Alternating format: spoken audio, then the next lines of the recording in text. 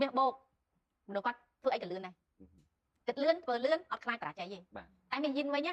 វាចិត្តគឺស្អាតធ្វើអីយកស្អាតសិនតែការសិក្សាចាអញ្ចឹងអ្នកដែលកើតអត្តចរិតធាតុមាសនេះធាតុមាសគឺធាតុដែលមានតម្លៃចាជួយចិត្តគេឲ្យតម្លៃអញ្ចឹងក្នុងខែនេះគេបែងចែកជាពីរដូចគ្នាវាធាតុ4អញ្ចឹងធាតុមាសរឹងមាំនិងធាតុមាសសោតកាលណាអ្នកដែលកើតនៅក្នុងថ្ងៃធាតុមាសរឹងមាំធាតុដែលត្រូវការរបស់គាត់គឺទឹកត្រូវការឈើនិងត្រូវការភ្លើងអញ្ចឹងបើសិនជាអ្នកដែលកើតធាតុមាសគាត់ត្រូវការសុបាយចិត្ត happy relax គឺគាត់ត្រូវការប្រើធាតុទឹកយើងត្រូវការបញ្ចេញសមត្ថភាពក៏ប្រើធាតុទឹកដែរចាតែបើសិនជាត្រូវការលុយត្រូវការលៀបគឺប្រើធាតុឈើចាថ្ងៃណាថ្ងៃធាតុឈើថ្ងៃហ្នឹងគឺថ្ងៃលុយគាត់ថ្ងៃលៀបរបស់គាត់ថ្ងៃដែលចរចាតាក់ទងនឹងលុយកាក់ទៅ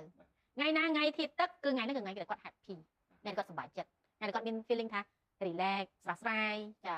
អាហ្នឹងគឺសម្រាប់អ្នកដែលធាតុមាសតែបើសិនជាករណីថ្ងៃធាតុភ្លើងចោចូលមកថ្ងៃហ្នឹងគឺថ្ងៃអំណាចគឺថ្ងៃដែលពាក់ព័ន្ធនឹងធ្វើឲ្យគាត់ថ្ងៃហ្នឹងធ្វើអីក៏មានអារម្មណ៍ថាខ្លួនគាត់មានអំណាចការនិយាយស្ដីរបស់គាត់មានអំណាចអញ្ចឹងបើកាលណាត្រូវការអំណាចអ្នកដែលរាសីធាតុមាសរឹងមាំប្រើពណ៌ភ្លើងចាត្រូវការលុយបៃតងស្លែចា green ដាក់ green ពណ៌ទឹកស្ដាច់អីហ្នឹងគឺត្រូវហើយបើនិយាយខ្លីលៀបរបស់គាត់គឺដើមឈើចាអញ្ចឹងតបធ្វើការអ្នកដែលនេះតិចនិចណាអ្នកដែលកើតនៅក្នុងថ្ងៃធាតុមាសហើយរឹងមាំនៅកន្លែងតុធ្វើការរបស់គាត់ត្រូវតែមានដើមឈើគេហៅដើមរិស័យក៏បានដាក់នៅលើតុហ្នឹង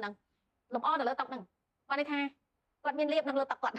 ញ្ចឹងពួករិស័យគាត់ត្រូវឈើអញ្ចឹងគាត់នៅក្បែរឈើហើយតុធ្វើការរបស់គាត់គឺតុធ្វើការដែលធ្វើពីឈើការ៉ូដែលគាត់តុធ្វើការឬការ៉ូកេវិញការ៉ូឈើទៀតចាអានេះបានន័យថាគាត់ដើរលើលុយហ៎អញ្ចឹងអា feeling អារម្មណ៍ការគិតរបស់គាត់គឺគិតទៅលើផ្លូវវិជ្ជមានច្រើន